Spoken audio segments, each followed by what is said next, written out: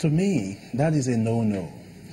Now, what we are trying to advocate in this generation is the demonetization of politics, a situation where you do not have to be answerable to a godfather somewhere. Like he rightly said, one person can give you 10 million, you go and pick up the form. But what does that tell you? I give you 10 million, I put a rope to your nyash, and then I pull it when you get there. I dictate what happens when you're in government. So what we're trying to do in this coming election but is... one person can always give you the 300,000 too.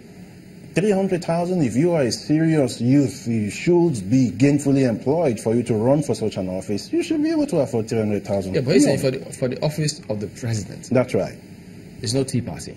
It's not Tea Party, but it doesn't have to, you don't have to make it look, there's nothing mysterious about the office of the President Chamberlain. It's an office for service. If you have an agenda, you have a vision, you have a plan, it's an office for service, but we make it look like it's a place that, it's only for some... It's nothing special about being the president of Nigeria. All you need is to have idea, sound mind, have an agenda for change. True change now, not the kind of change you were saying. So it is not something so mysterious. It's not complex to govern this country, but our political class have made us to believe that governance is complex, that governance is difficult. Like Honorable Sadiq said, you're talking because you've not been there. Go in there, you see it's complex. There's nothing complex about governance. Once you are genuine, you have a roadmap, you will begin to go and the system will begin to work. So crowdfunding, I agree with him that we should go the way of crowdfunding. That's what many of us are doing. Many of us are people who are contributing 1,500. That's the way it should be. But at the same time, that amount is still too high. It should be brought down to a level that finance will not be an impediment to good governance. Let me ask you this. I mean, you are an aspirant for the office of the president, yourself, for your party.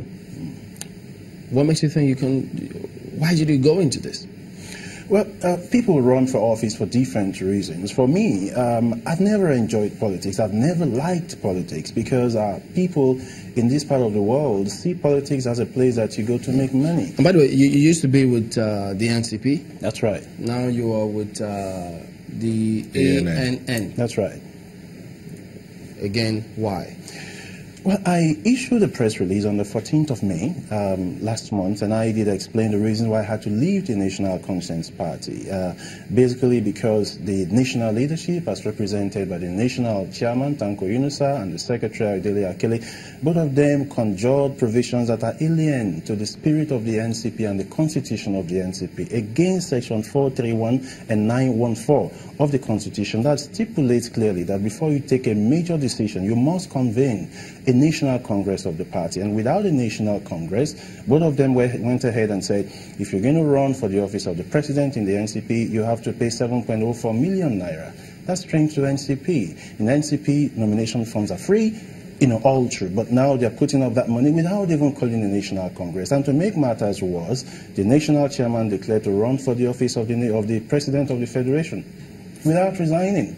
Okay, fine. If you will not resign, why would you be the chairman of the party, national chairman? You are a presidential aspirant of the same party. You are the head of the screening committee. You will determine who gets the ticket, who doesn't get the ticket. I pay 7 million, you won't pay 7 million because I'm less than 2 years old in the party. So everything is skewed against me, and then because I'm the major contender. So you think in ANN, you think you will get the nod?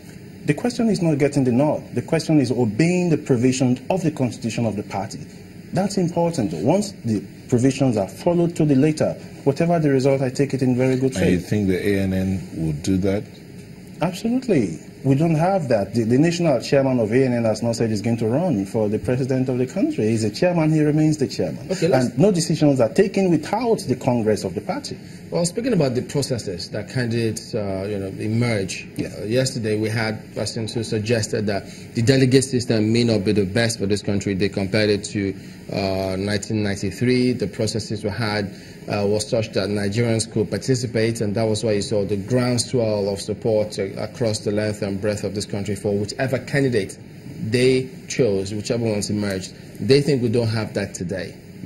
Do you share the same opinion? I do share the same opinion. Like I did mention before, the delegate system should be completely abolished. We don't need it. Now, if we are going to have maybe a gubernatorial election for a state, I expect to find a situation where every card-carrying member of the party in that state will go and cast their ballots in the primaries to get a candidate for the party. If it's going to be every card-carrying member of the party in the state. In the state. Is that how it works in ANN? Well, at the level of ANN, we still have delegates. That's what I'm saying, that the system generally is skewed. It's not just about the particular party, okay, but this is the way I believe it should go. So why didn't ANN, if they are looking to be an alternative, an incredible alternative, why didn't they go for what they think is ideal and not what is prevalent? Yeah, it's a process. It's a moving process. We'll be having a convention very soon, a couple of weeks, and these are things we will be discussing. I'm sure there are things we're going to review, and eventually to reflect the things that I'm telling you about, because we believe that every member should be involved in determining who becomes a candidate of the party.